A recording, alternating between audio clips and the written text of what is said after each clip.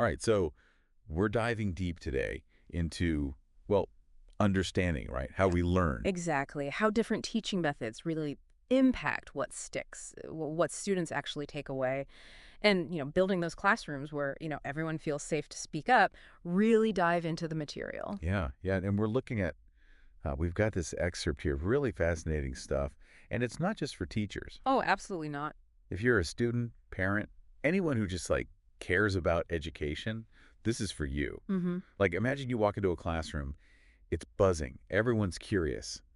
And the goal, it's not just about grades, it's about really understanding. That's the dream, isn't it? Yeah, that's what we're talking about today. And I think what's so interesting about this piece is it really pushes us to think beyond, the traditional, oh, what's your grade? What did you score on the test? It's like, no, how are you actually understanding and using this information in the real world? Absolutely. And one thing they really highlight is active learning. I remember back in college, I had this one class, it was history, right? Right.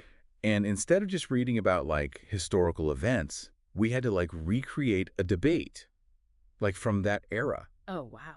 And it just like totally changed my perspective. I got the nuances of the arguments so much better than I ever could have just reading from a textbook. That's a perfect example, really. And there's actual research that shows students who are actively engaged, like you were in that debate, they actually perform way better. Like, on average, 20% better on those comprehension tests. Wow, that's huge. Yeah, it makes sense, right?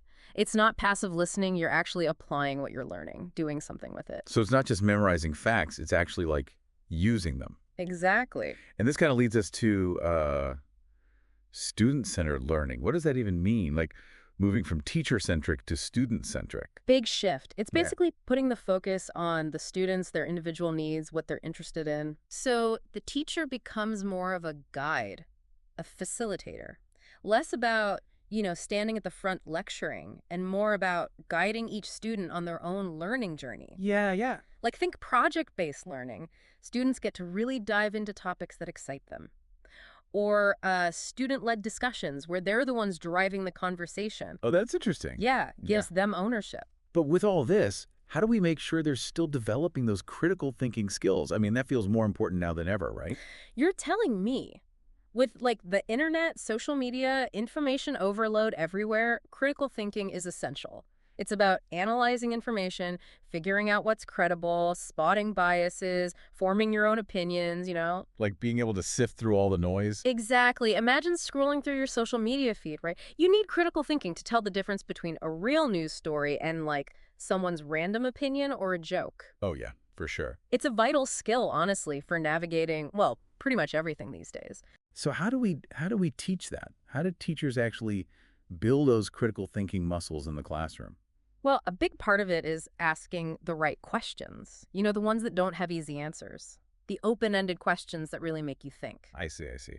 And then encouraging debate, respectful debate, where students have to consider different perspectives. It's not about shutting down ideas. It's about learning to challenge assumptions, to really think things through. Yeah, to be open to different viewpoints. And that all ties back to creating that safe, inclusive environment.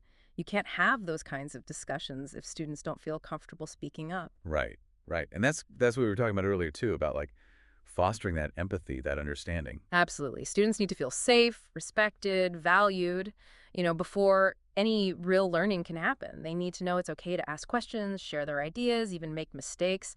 It's not just about the academics, it's about the whole person. It's about the human element, right? Exactly. I remember observing this teacher once, and they started each class with this quick check-in, just a few minutes for students to share how they were feeling. Oh, wow. And it made a huge difference. It built this sense of community, this feeling that everyone was seen and heard. Yeah, those little things can be so powerful. Absolutely. We've covered a lot of ground here today. Active learning, student-centered approaches, critical thinking, collaboration, and, creating that safe, inclusive learning environment. Really, really important stuff. It is. It is. And it all kind of makes you wonder, if we say understanding is the real goal of education, what are those roadblocks we need to address, both within ourselves and in our educational systems to make that journey to understanding more accessible, more meaningful for every student? Yeah, that's a really good question. Something to think about. Thanks for joining us for this deep dive, everyone. Keep exploring these ideas. Keep those questions coming. And we'll see you next time.